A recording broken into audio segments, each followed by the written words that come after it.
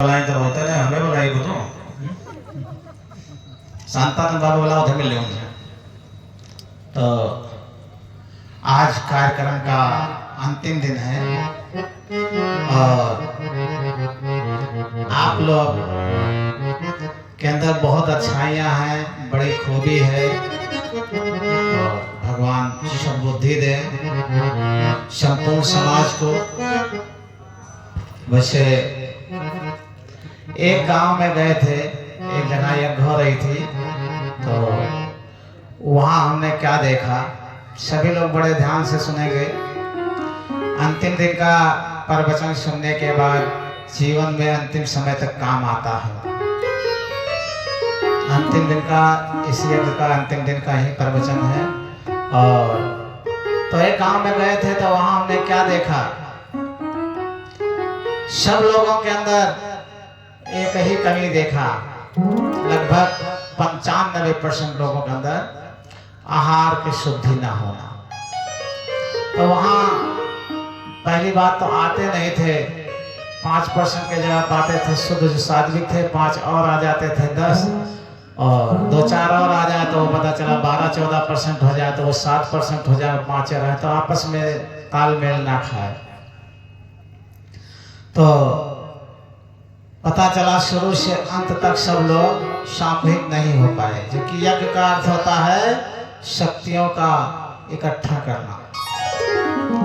यज्ञ कोई आयोजन या समारोह नहीं होता है, बल्कि ये शक्तियों का आवाहन होता है।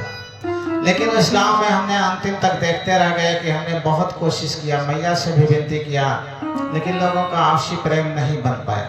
आप लोग कम से कम इतना प्रेम से आए हैं, बैठे तो हैं, इसका मतलब कुछ ना कुछ सात्विकता जरूर है आप लोगों के अंदर।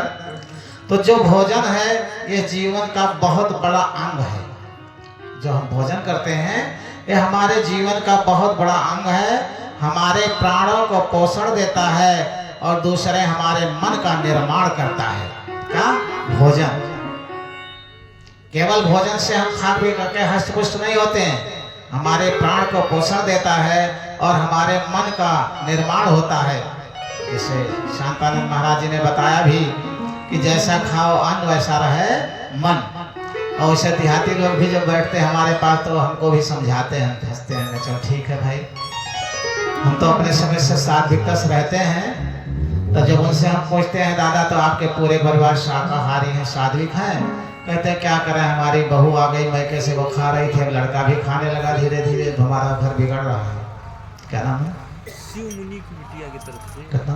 41 रुपये। शिव मुनि की बिटिया की तरफ से 41 रुपये मैया के चरणों में समर्पित है। मां के जीवन में सुख शांति लाए, खुशियों की बौछार आए, मैया के असीम के बाद संपूर्ण परिवार पर बने रहे। कुछ योगदान आया है उसको बता देते हैं, उसके बाद में ही कथा प्रारंभ होगी। सभी लोग ध्यान से सुन लें। अभी तक जो हमारे पास आया है, बीच बीच में बोलते गए हैं, लेकिन कुछ है जो अभी तक हम नहीं बोल पाए हैं। योगदान है प्रभु दत्त सिंह और गुड्डू सिंह कोटिया के निवासी हैं, उनके तरफ से 2100 रुपया मैया के चरणों में समर्पित हुआ है। सभी लोग ताली बजाएं। बेचारे समय के अभाव नहीं पहुंचे, लेकिन अपने कमाई का योगदान पहुंचाए। हरिशंकर तिवारी की तरफ से 100 रुपया मैया के चरणों में समर्पित है। आपके हरदेव राम तहसीलदार साहब 450 एक दिन दिए थे, 250 रुपये और 10 किलो गेहूँ आज भी मैया के चरणों में समर्पित किए हैं। और आपके बालचंद जो हमेशा मंदिर की सेवा करते हैं, सुबह उठ करके स्नान कराते हैं भोलेनाथ को और मंदिर की सफाई करते हैं, 200 रुपये और 5 किलो आटा इनके तरफ से भी आया है। रामो पांडे के तरफ से पहले 1500 आया था, 1500 पहले दिए थे, आज 5 किलो आटा भी आया है, बीच में फल फ्रूट भी लाए हैं, काफ़ी सेवा में लगे हैं बेचारे। अनिल पांडे के तरफ से 5 किलो आटा, भरत खरवार के तरफ से 51 रुपये 2 किलो आटा, और नित्याचंद कृत्याचंद दोनों लोगों के तरफ से 3500 रुपये भंडारे में सहयोग के रूप में मिला है। और लल्लन पांडे हमारे जो यज्ञ के निर्माण करता कहिए या मुख्य करता कहिए या मुख्य यजमान कहिए या यही कहें कि पूरे परिवार बेचारे शुरू से आज तक सम्मिलित हैं और लगे रह गए हैं। वो 11 किलो चीनी और 51 किलो आटा भी दिए हैं और अभी लगे हैं और अभी लगा ही रहे हैं। शुरू से आखिरी तक पूरे परिवार लगे हैं। एक हमारे बाबा जी हैं गार्ड बाबा, ये भी पूरे परिवार से लगे हुए हैं। इनकी बिटिया भतीजिनी की तरफ नीलम पांडे की तरफ से 1 टीन रिफाइंड, 10 किलो काबली चना और 1000 रुपया और इसके पहले भी 500 रुपये और वस्त्र भी ब्राह्मणों को दिए थे। और पूरे परिवार पूर्ण रूप से समर्पित है, शुरू से आखिरी तक लगे हुए हैं। और लक्ष्मण की तरफ से 101 रुपये, 20 किलो आटा, कुछ चावल और सेब केला भी आया है। और गोलू के तरफ से 200 रुपये भी भंडारे में लगा है। और इसके बाद में भी अभी कल लोग सहयोग करेंगे, कल फाइनल लिस्ट बनाएंगे। सुखारी के तरफ से 101 रुपये, 10 किलो गेहूं मैया के चरणों में समर्पित है। आज के यजमान थे आज के यजमान क्या नाम? 500 रुपये आकाश राजभर मंजू। आकाश राजभर मंजू के तरफ से 500 रुपये मैया के चरणों में समर्पित है। और बाकी आप लोगों ने भी अपने जीवन के कमाई का जो कुछ योगदान दिया है या कल देंगे, कल फिर बोलेंगे सबका नाम, कल फाइनल लिस्ट होगी। अभी तो सफ़र में जो जितना दिया है उतना बोल दिए हैं। सब लोग अपने जीवन का अथक समय आप लोगों ने दिया है। और इसके साथ साथ अभी फाइनल नहीं करते, फाइनल कल बताएंगे कितना आप लोगों का क्या योगदान है। और बाकी सब लोग पूर्ण रूप से समर्पित हैं। तो बात आ रही थी जो हमारे समाज में समाज को कष्ट मिल रहा है, समाज को पीड़ा मिल रहा है, समाज से प्रेम खत्म होता जा रहा है, समाज में कलह की बौछार आ रही है, दरिद्रता की बौछार आ रही है। उसमें जो हमारे विचार से आ रहा है उसका मुख्य कारण क्या है? आहार शुद्ध ना होना। अब आहार किसका किसका शुद्ध है? एक बार थोड़ा सा हम भी जानना चाहेंगे कि कितने लोगों के घर में भगवान का भोग लगता है। थोड़ा हाथ उठाएं, कितने लोगों के घर में लगता है? इसमें से कोई एक आगे आकर के बता दे भगवान का भोग कैसे लगता है, ताकि सभी लोग जान जाएं कि भगवान का भोग कैसे लगाना चाहिए। कोई भी आकर के बता दे इधर। अरे जैसे भी टूटे फूटे भाषण जिस तरह लगाते हो, कोई बताओ ना ताकि सब लोग जाने। आप लोग बताओ कि तो और अच्छा लगेगा कि कैसे भोग लगता है। कभी भी संत महात्मा के सामने झूठे हाथ नहीं उठाना चाहिए। कहा गया है कि सबसे झूठ बोल दो क्षमा हो जाता है, लेकिन संत और सदगुरु से झूठ बोलने के बाद माफ नहीं होता है। अगर किसी के घर में भोग लगता है तो सरल विधि से सबको बता दें, समझा दें। और अगर भोग लगता है घर में भगवान का, तो ये समझ लीजिए पक्का है उस घर में प्रेम जरूर होगा, कलह नहीं होगी, धन दौलत से राजा नहीं होगा, लेकिन दरिद्र भी नहीं होगा। गरीब हो सकता है लेकिन दरिद्र नहीं हो सकता है। दरिद्र और गरीब दो होते हैं। जानते हैं सभी लोग दरिद्र किसे कहते हैं, गरीब किसे कहते हैं? बता देते हैं, सभी लोग ध्यान से सुन लें। एक मैनेजर साहब पति पत्नी के साथ बड़े होटल में एक छोटे बच्चे को लेकर के रात भर निवास किए। और सुबह जब चलने लगे तो मैडम ने कहा साहब एक निप्पल दूध ले लीजिए, सफर लंबा है, रास्ते में दुकान ना मिले तो क्या होगा। ये बिटिया बताएगी भोग कैसे लगता है। हाँ दो माइक बताए, बता बेटी। पढ़ती लिखती बच्ची तो शर्माती बोलने को, धड़ाके से बोलना चाहिए। बताओ कैसे भोग लगता है।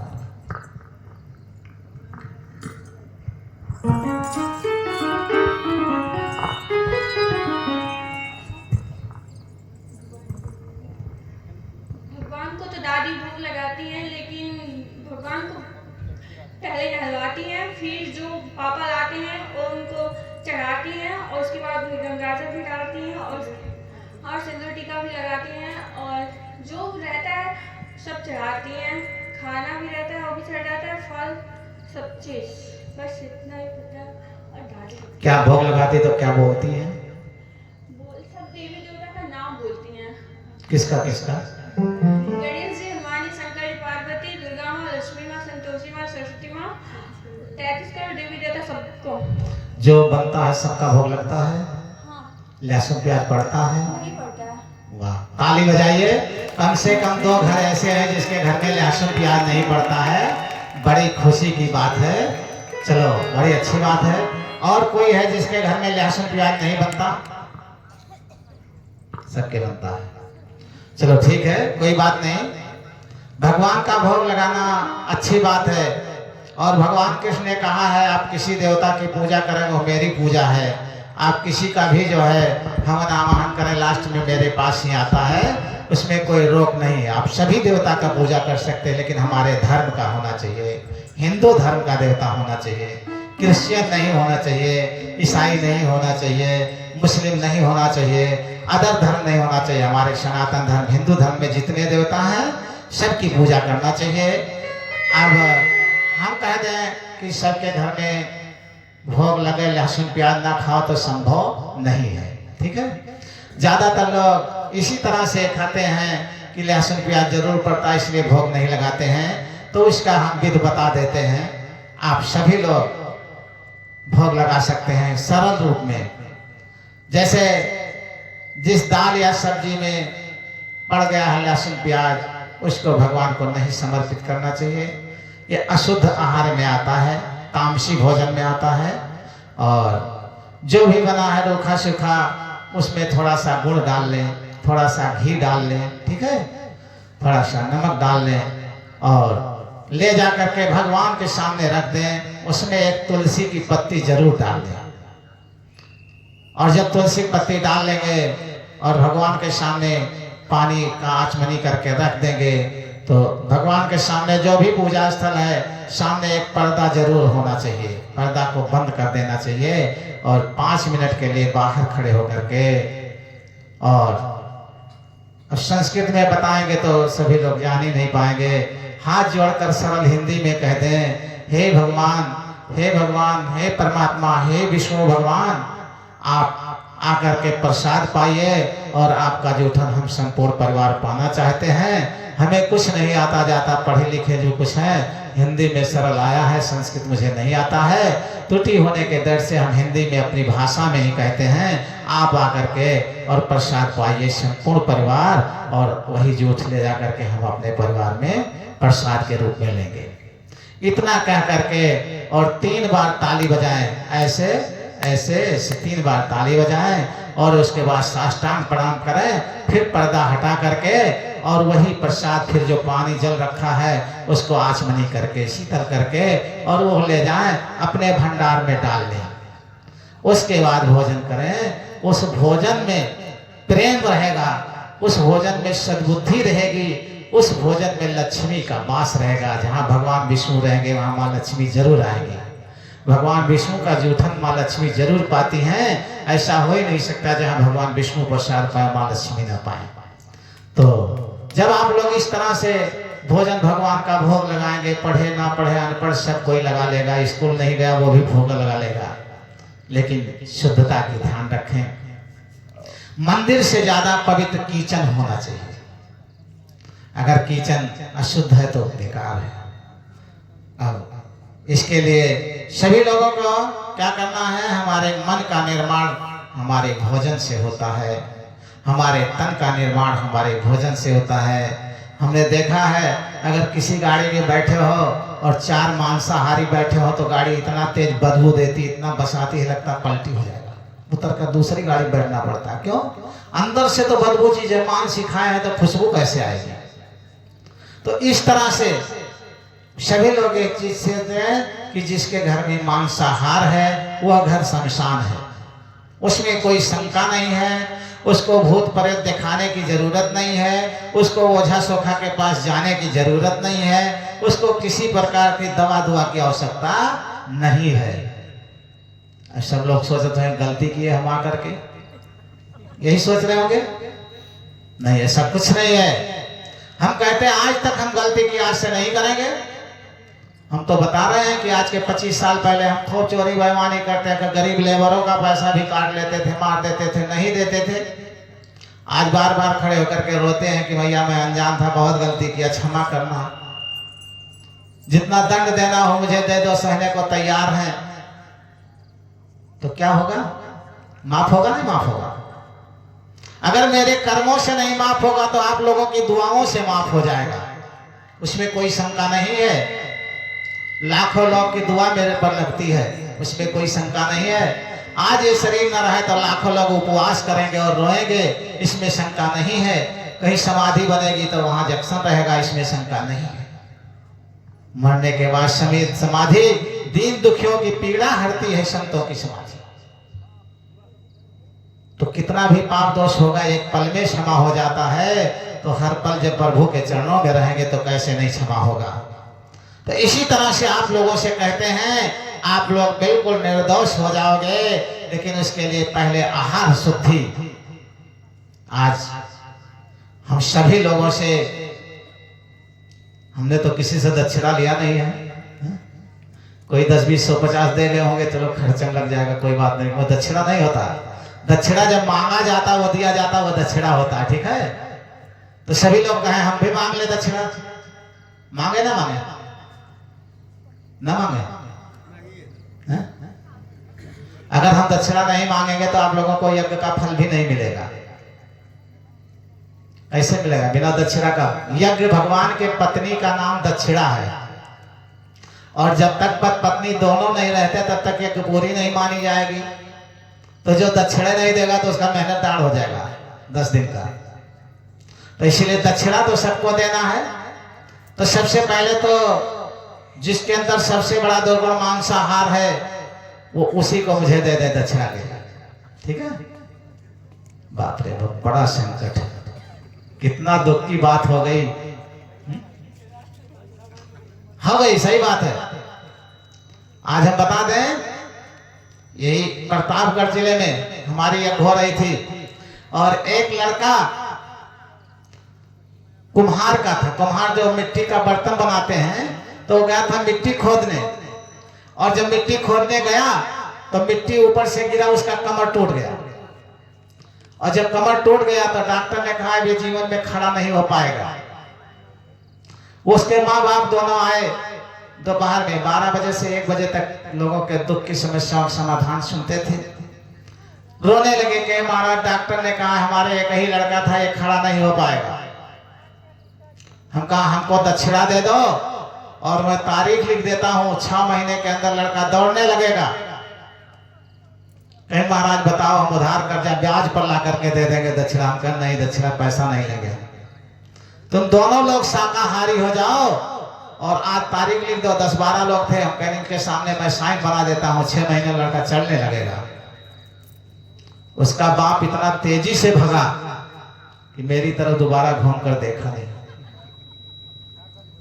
अब बताओ, उस लड़का मर जाए, लड़का सड़ जाए चरपैया पर, लेकिन मछली न छूटे।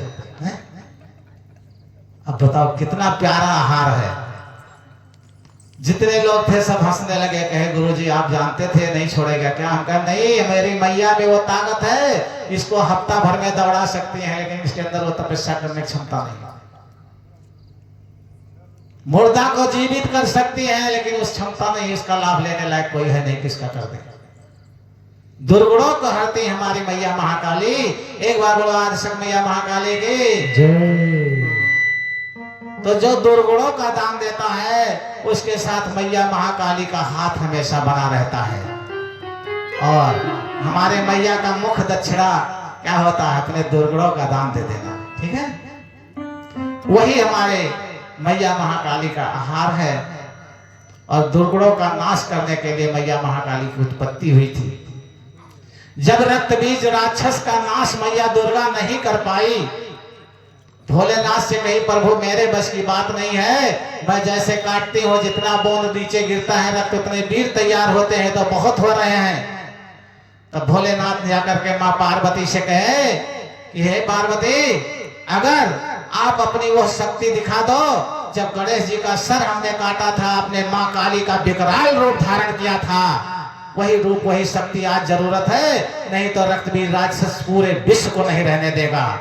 तो माँ पार्वती जी खप्पर लेकर के और उसी वक्त उस राक्षस का नाश करना शुरू कर दी थी। एक बार बोला आदिशक्ति मैया महाकाली की। तो वो मैया हमारी क्या की थी? राक्षसों का नाश की थी। आज भी हमारे अंदर के राक्षसी विचारों का नाश करती हैं। कोई मैया का बनकर तो देखे, लेकिन हम जाते हैं तो मैया का बनने नहीं जाते हैं, मैया को अपना बनाने जाते हैं कि मैया हम जो कही दो तुम करो। आदेश के पालन कराने जाते हैं, उनके आदेश का पालन करने नहीं जाते हैं। इसीलिए राक्षसी प्रवृत्तियों को नाश करो। हमारी मैया साक्षात महाकाली प्राकृत है, जो हमारे श्वासों के देने वाली हैं। ये महाकाली प्राकृत हैं। और महाकाल भोलेनाथ जो आपके यहाँ बैठे हुए हैं विराजमान, ये परमात्मा है। माँ काली श्रद्धा रूप में है और महाकाल विश्वास रूप में है। अब हम इतना जान के बाद में, जिसके अंदर श्रद्धा है उसके साथ मैया महाकाली है, और जिसके अंदर विश्वास है उसके साथ महाकाल है। अब श्रद्धा ये थोड़ा होता हम किसी जीव की हत्या कर दे तो हम श्रद्धालु हो जाएंगे। ले जाकर के हम किसी मंदिर में बकरे को काट दे हम श्रद्धालु हो जाएंगे। मुझे अपनी औलाद को काटने का अधिकार नहीं है। अगर कोई बाप अपने बेटे को मार डाले तुरंत जेल चला जाएगा, 302 लग जाएगा। अगर मुझे दान देना है तो अपना गला काट करके मैया के चरणों दे दे ध्यान भगत की जरा, तो उसको मान लो श्रद्धा होती है। तो इसीलिए ध्यान भगत कौन था? राजा का लड़का था अकबर बादशाह। जब ध्यानो भगत से कहा, वो घोड़े से जा रहा था ज्वालामुखी माता पर, तो कहा अगर तुम्हारे अंदर दम है तो घोड़े का सर काट देता हूं, तुम्हारी मैया जीवित कर देंगे तो समझ लेंगे कि हाँ तुम्हारे अंदर दम है, और नहीं तो तुम्हारा राज ध्वस्त कर देंगे। ध्यानो भगत वहां से तलवार लेकर के पैदल चल दिया। घोड़ा गिरा, मर गया, धड़ अलग हो गया, और माँ ज्वालामुखी माता पर पहुंचा ध्यानो भगत और कहा हे मैया, हमारे घोड़े का सर या तो जोड़ दो, और या तो उस अकबर बादशाह से सर अपना नहीं कटवाएंगे, खुद अपने हाथों से उठा करके तलवार, और जैसे अपने सर पर मारा, मैया ने उसको गोदी में उठा लिया और तलवार वहीं रोक दिया, कटने नहीं दिया। कहा बेटा जा, तेरा घोड़ा जीवित कर दिया, जा बैठ करके आसाम से। ऐसे भगत के नाम से सभी लोग तेजी से ताली बजाएंगे। एक बार बोलो ध्यान भगत की। अकबर बादशाह जब सुना कि घोड़ा जीवित हो गया, तो वहां से 14 किलो का सोने का रत्न का इतना बड़ा छत्तर लाया, मैया को चढ़ा दिया।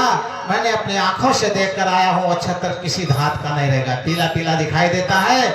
उसको तमाम जौहरी सिद्ध करते हैं कि कोई धात में नहीं आता है।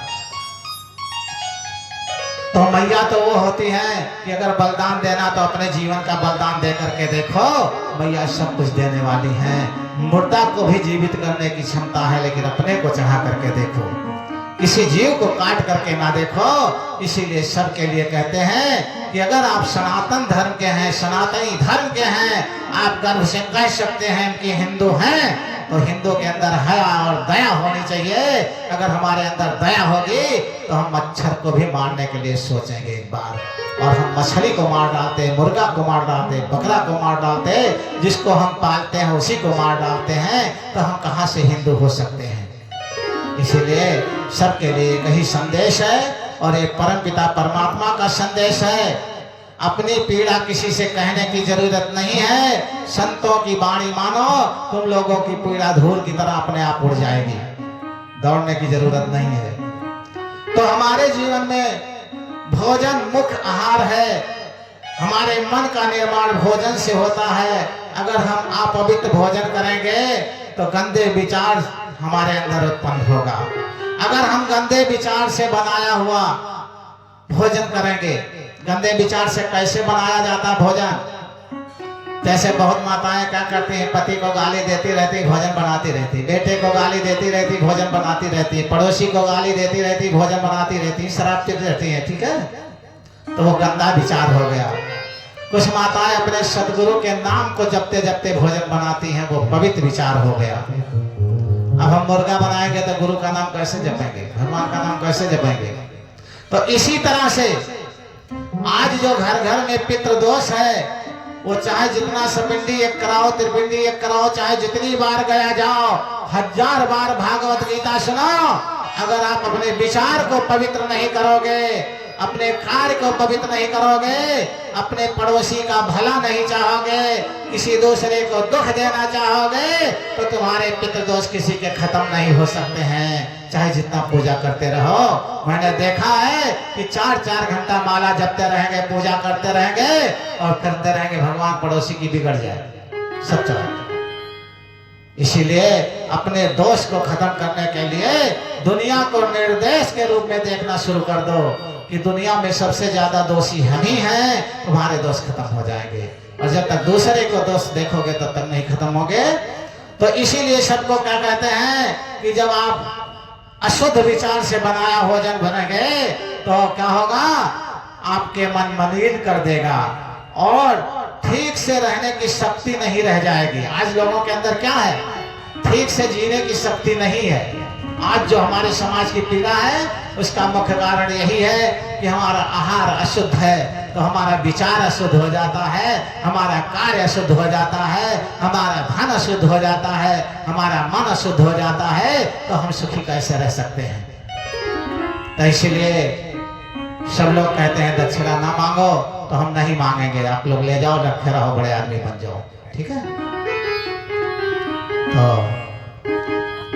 अब आप लोगों को एक ही बात कहते हैं कि हमें दक्षिणा ना दो, चलेगा, लेकिन आप लोग अपने सुख शांति के लिए हमारे बताए हुए कार्य को करो, वही मेरा दक्षिणा होगा। और आपके पूर्वज पूर्ण पवित्र थे, किसी के भी हो, किसी भी जात पात के हो, किसी जात पात में नहीं लिखा है मांसाहार।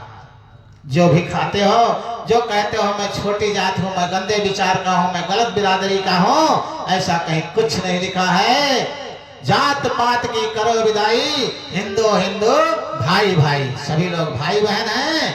इसीलिए ये सब छोड़ करके केवल अपने अंदर पवित्रता लाओ, तुम ही पूजा करने लायक हो जाओगे, तुम्हारी पूजा सारा संसार करेगा। इसलिए सभी लोग आज के बाद में अगर यज्ञ से कुछ लाभ चाहते हो तो सबसे पहला मांसाहार दूर करो, निंदा चुगली दूर करो, ईर्षा दोष दूर करो, अपने धन को पवित्र करो।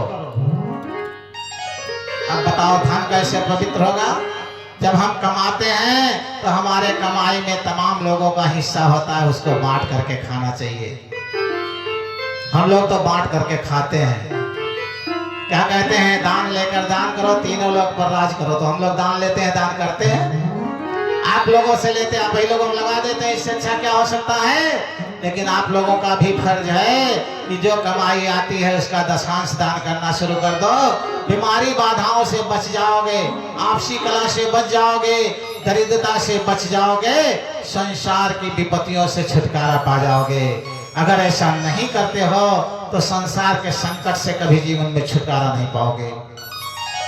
तो सभी लोग, समय ज्यादा हो जाएगा, आप लोगों का एक छोटी सी भजन भी हो जाए, ठीक है। अब इसके बाद में अभी तो कल सभी लोगों को रहना है, लेकिन कल पूजन चलेगा शनि भगवान का, और कल पूरा दिन रहना है, सभी लोगों को सेवा में भी रहना है और पूजन में भी रहना है। तो इसमें सब लोग दुखी ही हैं, तो एक भजन हो जाएगी कि दुखों से अगर चोट खाई ना होती तो प्रभु जी तुम्हारी याद आई ना होती, ठीक है। क्योंकि जितने लोग जो भी हैं सब दुखी ही हैं। क्यों दुखी हैं? दुखी क्यों हैं सब लोग, बताओ। राजा दुखिया, प्रजा दुखिया, दुखिया सब संसारा, और कहत कबीर सुखी एक है जो प्रभु का प्यारा। जो प्रभु का नाम जपता है वही सुखी हो सकता है, उस नाम से जो विमुख होगा वो दुखी ही रह जाएगा। तो सभी लोग, छोटी सी भजन है और सभी लोग दोहराएंगे, अमल करेंगे। हमारी भजन आप लोगों को मोबाइल में पहुंच जाएगी। जब भी दुख आए तो याद कर ले उस भजन को, तो दुख दूर हो जाएगा। एक बार बोलो वृंदावन बिहारी लाल की, तो पहले भगवान का नाम ले लें, उसके बाद श्री राम जय राम जय जय राम, श्री राम जय राम जय जय राम, जय जय वीर हरण हनुमान, जय जय वीर हरण हनुमान, श्री राम जय राम जय जय राम, श्री राम जय राम जय जय राम, जय जय वीर हरण हनुमान, जय जय वीर हरण हनुमान, श्री राम जय राम जय जय राम, श्री राम जय राम जय जय राम, जय जय वीर हरण हनुमान। जय जय वीर हरण हनुमान, एक बार बोला आनंद नंद भगवान की जय। तो सारे विघ्न को हनुमान जी हरण कर लेते हैं। अगर हम लोग उनके सहारे हो जाए तो सभी लोग छोटी सी भजन दोहराएंगे।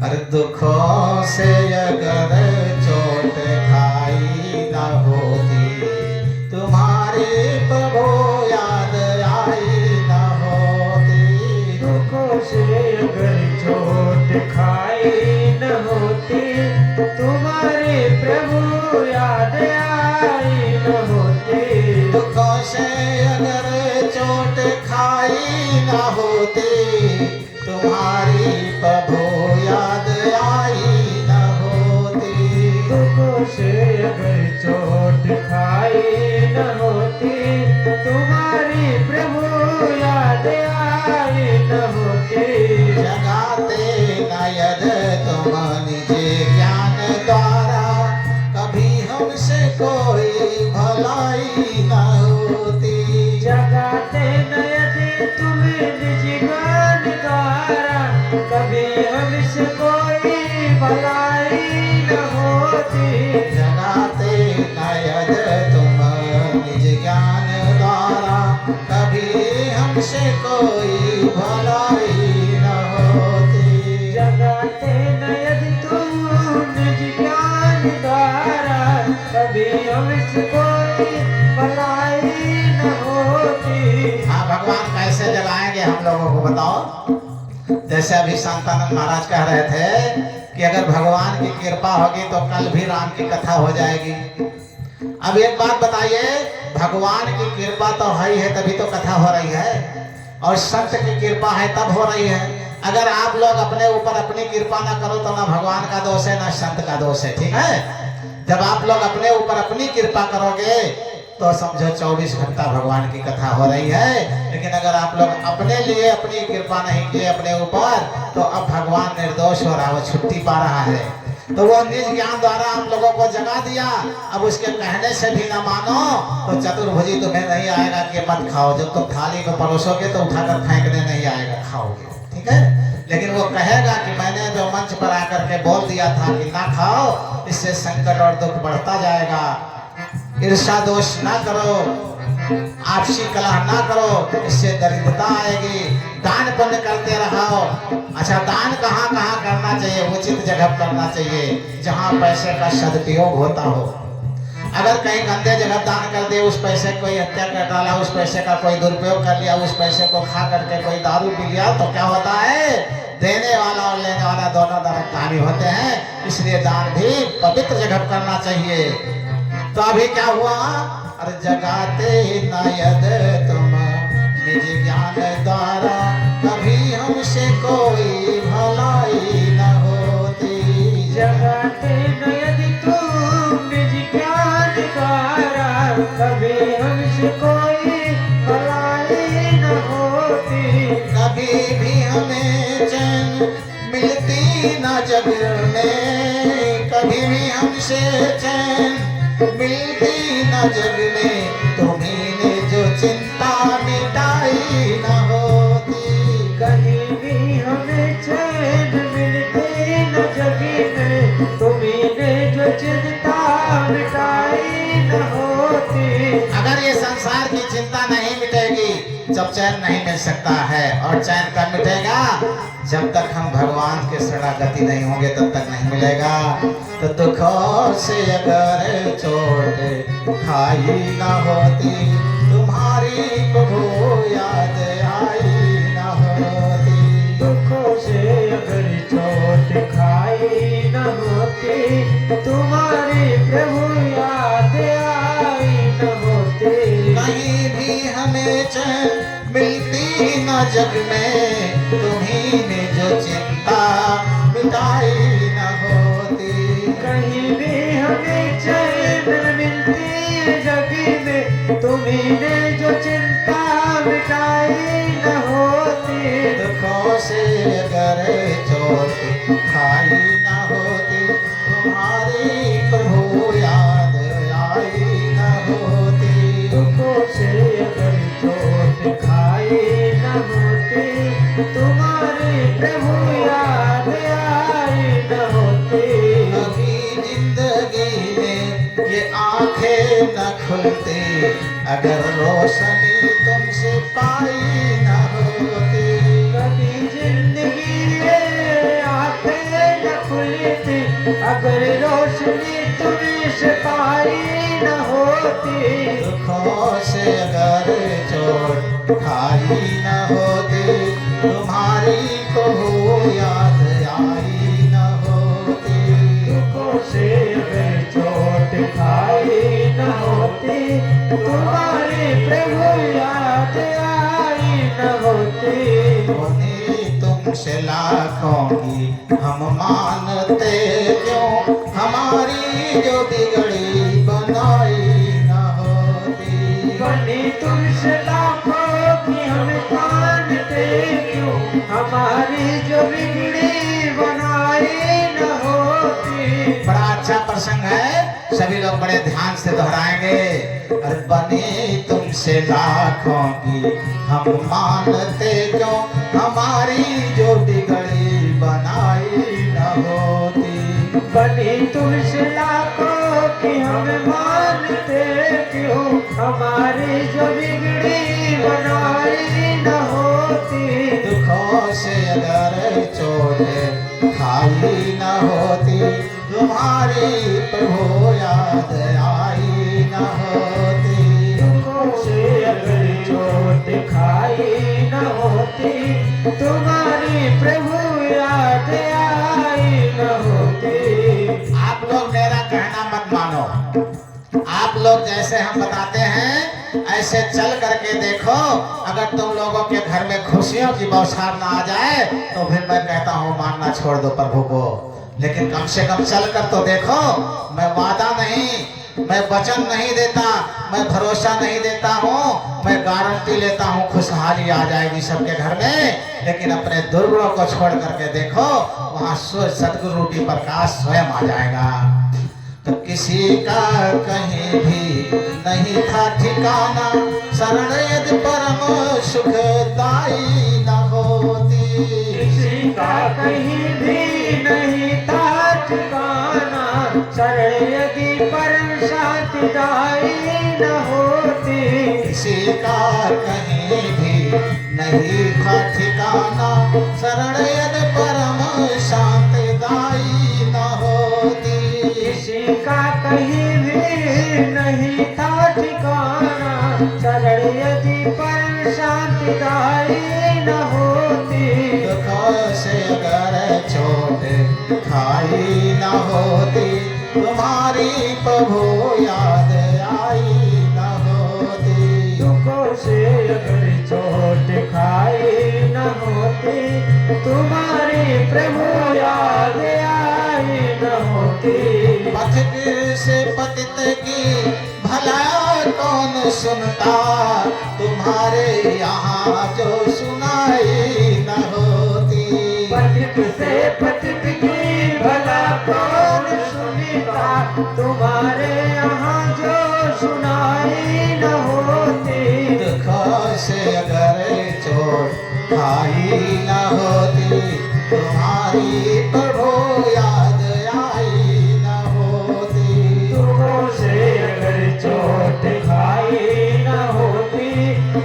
तुम्हारी प्रभु याद आई न होती।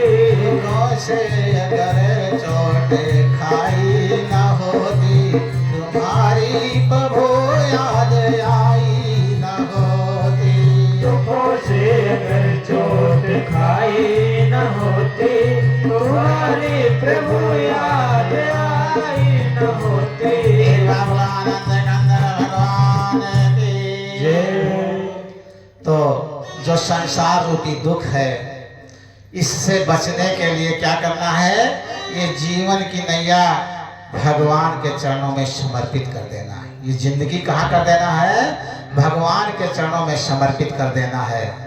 तो एक छोटी सी भजन होगी कि भगवान मेरी नैया उस पार लगा देना। तो उस पार जाने में बीच में मछली भी होगी, उसको खाते खाते चले जाएंगे। बड़ी खुशी की बात है।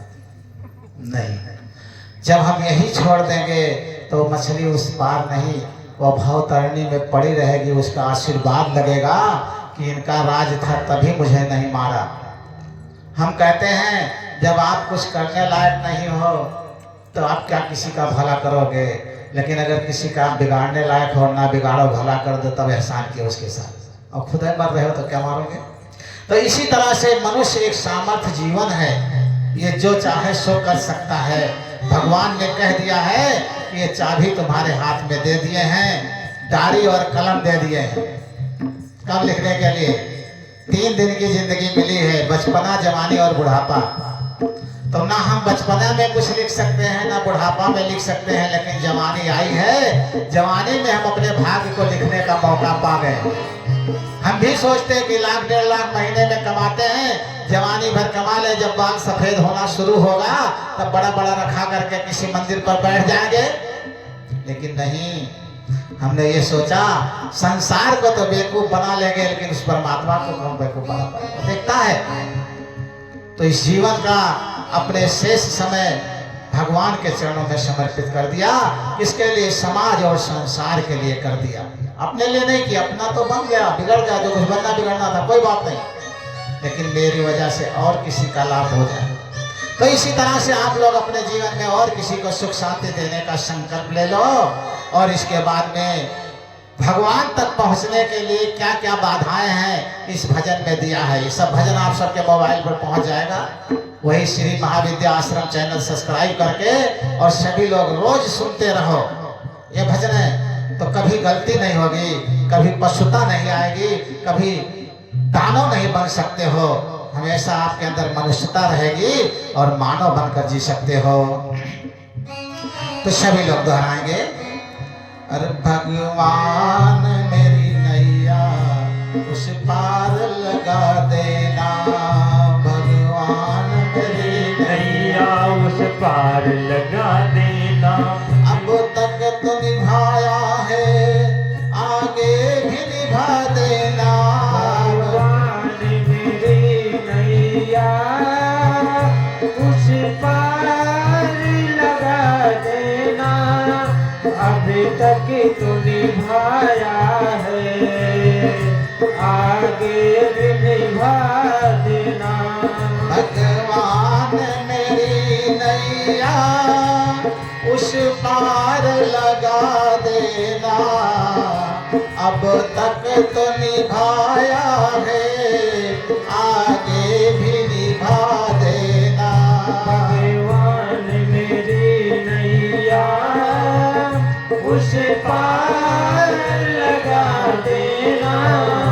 अभी तक तो निभाया है, आगे भी निभा देना। दल बल के साथ माया घेरे जो मुझे आकर। दल दल के बल के माया घेरे जो मुझे आकर। तुम देखते ना रहना, झट आके बचा लेना। तुम देखते ना रहना, झट आके बचा लेना। भगवान मेरी नैया उस पार लगा देना।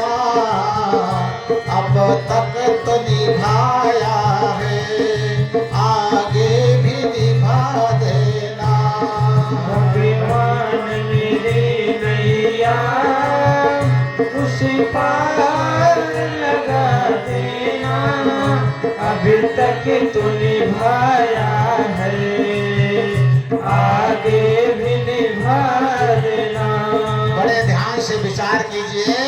भगवान से हमें यह विनती करना है कि दलबल के साथ माया घेरे जो मुझे आकर, तुम देखते मत रहना, झट आके बचा लेना। अगर हम उस माया को ही भगवान से मांगते हैं, भगवान थोड़ा कम है और दे दो, हम इसी में डूब जाएं, तो हम कैसे पार होंगे। तो आज हम उल्टा कर रहे हैं। हमें भगवान से विनती करना चाहिए कि हे प्रभु, ये जो जीवन मिला है ये अनजान है, माया में लिपटा हुआ जा रहा है, ये माया में डूबता हुआ जा रहा है, हमको बचा लो, हमको पार कर लो। आप लोग देखते होंगे कभी कभी संत महात्मा जब अकेले रहते हैं तो वो बैठकर रोते भी हैं। कभी संतों के पास जो बैठो, और जब संत कहीं एकांत में होता है तो वो बैठ करके रोता है। क्या रोता है? तुलसीदास जी ने विनय पत्रिका में लिखा है, हर माया जादूगरनी, हर माया जादूगरनी, सारे जग को रही न जाए। हर माया जादूगरनी, सारे जग को रही न जाए। हर माया जादूगरनी। क्या विनय पत्रिका में तुलसीदास जी ने लिखा है कि संसार के प्रभु की जो माया जादूगरनी है, ये हमको नचा रही है, पूरे संसार में तड़फड़ा रही, दौड़ा रही है, चैन नहीं पड़ने देती है। फिर दूसरा पद क्या है? अरे कोई इसको पार न पावे, ये बहुत नाच नचावे, और दुख में सुख को दर्शावे। हर माया जादूगरनी, दुख में सुख को दर्शावे। हर माया जादूगरनी। ये दुख रूपी संसार सागर में हमको सुख दिखा दिखा करके और तड़फड़ा तड़फड़ा करके दौड़ा रही है। ऐसा सुख कैसा दुख। अभी हम ये देखते हैं कि हम ये कमा ले तो ये बनवा लेंगे, ये कमा ले बनवा लेंगे, फिर शादी कर लेंगे तो बच्चा हो जाएगा। बच्चा पढ़ने लिखने लगा तो देखते हैं बच्चे को पढ़ाकर नौकरी दिला दे, वो कमाने लगेगा तो सुखी हो जाएंगे। और ऐसे जीवन भर तड़पते तड़पते तड़पते तड़पते वो बच्चा बप्पा हो जाता है। वो बच्चा क्या हो जाता है? बप्पा हो जाता है, और हमको बच्चा बना करके पीटता है। तो इसी तरह से संसार का दुख जो है हमको हमेशा नचा नचा कर मार डालेगा। इसीलिए विनती किया जाता है, हे प्रभु इससे बचा लो मुझे, नहीं तो ये संकट जो सबके ऊपर पड़ा है, इस संकट से हम भी नहीं बच पाएंगे। तो बचेगा वही, जैसे गेहूं की चक्की चलती है तो कोई गेहूं जो झीका के बीच में जो एक होता कीला, उसमें चिपक जाता, वही बच जाता है, बाकी सारे गेहूं पिस जाते हैं। तो चलती चक्की देख कर दिया कबीरा रोए, और दो पट बीचे जो पड़ा साबुत बचा न कोई। कबीर साहब ने कहा है कि संसार में जो भगवान से चिपक गया वही बचेगा, बाकी सब पिस जाएंगे। और भगवान से मनुष्य केवल चिपक सकता है, इसके बाद पेड़ पौधे कीड़े मकोड़े पशु पक्षी कोई नहीं चिपक सकते हैं। और हम मनुष्य होकर के पिस जाएंगे तो कब बचेंगे। इसलिए अब दूसरी तरफ हम जा रहे थे, भजन तो अलग है, चलो ये पूरा कर दे, छुट्टी हो, देर हो रहा आप लोगों को भी। तो इसीलिए सबके लिए एक ही संदेश है कि उस कीले से चिपक करके और संसार रूपी चक्की से पिसो मत, बच जाओ, साबुत बच करके और पार हो जाओ, नहीं तो कोई उपाय नहीं है। तो भगवान मेरी नैया उस पार लगा देना, अब तक तो निभाया है, आगे भी निभा देना। भगवान मेरी नैया उस पार लगा देना, अभी तक तो निभाया है, आगे भी निभा देना।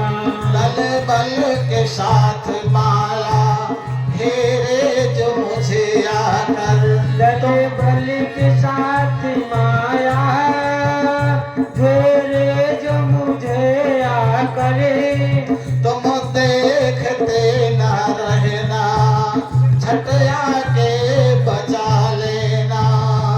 तुम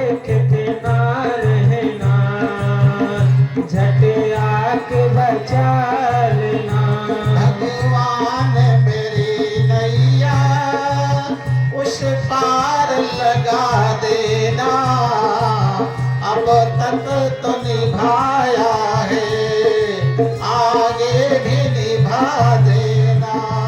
भगवान मेरी नैया उस पार लगा देना, अभी तक तो निभाया है, आगे भी निभा देना।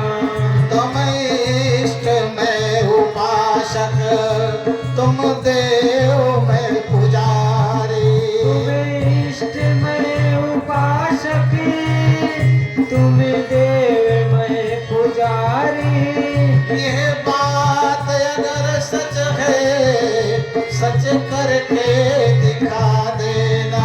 यह बात अगर सच है, सच करके दिखा देना। भगवान मेरी नैया उस पार लगा देना, अब तक तो निभाया है, आगे भी निभा देना। भगवान मेरी नैया उस पार लगा देना, अभी तक तो निभाया है, आगे भी निभा देना। संभव है झंझटों में मैं तुझको भूल जाऊं, संभव झंझटों में मैं तुमको भूल जाऊं, पर नाथ कहीं तुम भी मुझको न भुला देना। नाथ कहीं तुम भी मुझको न भुला देना। भगवान मेरी नैया उस पार लगा देना, अब तक तो निभाया है, आगे भी निभा देना। भगवान मेरी नैया उस पार लगा देना, अभी तक तो निभाया है, आगे भी निभा देना। इस तरह निभाना, ध्यान से सब लोग सुनेंगे। हम मोर बन के मोहन नाचा करेंगे बन में। हम मोर बन के मोहन नाचा करेंगे वन में। तुम श्याम घटा बन कर इस बन में उठा करना। तुम शाम घटा बन करे इस वन में उठा करना। भगवान मेरी नैया उस पार लगा देना, अब तक तो निभाया है, आगे भी निभा देना। भगवान मेरी नैया उस पार लगा देना, अभी तक तो निभाया है, आगे भी निभा देना। किस तरह निभाना है? बन करके हम पपीहा पी पी रटा करेंगे। बन कर हम पपीहा पी रचा करेंगे। तुम सात बूंद बनकर प्यासे पे दया करना। सात बूंद बन करे प्यासे पे दया करना। भगवान मेरी नैया उस पार लगा देना, अब तक तो निभाया है, आगे भी निभा देना। भगवान मेरी नैया उस पार लगा देना, अभी तक तो निभाया है, आगे भी निभा देना। हम परम परमहंस जग में तुम ही को निहारेंगे। परमहंस जग में तुम ही को निहारेंगे। तुम दीप ज्योत बनकर आँखों में रहा करना। तुम्हें दीप ज्योति बनी करे आँखों में रहा करना। भगवान मेरी नैया उस पार लगा देना। अब तक तो निभाया है, आगे भी निभा देना। भगवान मेरी नैया उस पार लगा देना। अभी तक तो निभाया है, आगे भी निभा देना। एक बार बोलो आनंद कंद भगवान की। जय। श्री कृष्ण गोविंद हरे मुरारी हे नाथ नारायण वासुदेवा। श्री कृष्ण गोविंद हरे मुरारी हे नाथ नारायण वासुदेवा। श्री कृष्ण गोविंद हरे मुरारी हे नाथ नारायण वासुदेवा। श्री कृष्ण गोविंद हरे मुरारी हे नाथ नारायण वासुदेवा। श्री कृष्ण गोविंद हरे मुरारी हे नाथ नारायण वासुदेवा। श्री कृष्ण गोविंद हरे मुरारी हे नाथ नारायण वासुदेवा। एक बार बोलो आनंद कंद भगवान की। तो संसार में प्राणी के लिए प्रभु भक्ति ही एकमात्र ऐसा रास्ता है जो उसके जीवन को तमाम संतापों से बचा सकता है। अगर आपको संसार में अपने जीवन के सारे संताप से छुटकारा पाना है तो प्रभु की भक्ति के तरफ कदम बढ़ा दें।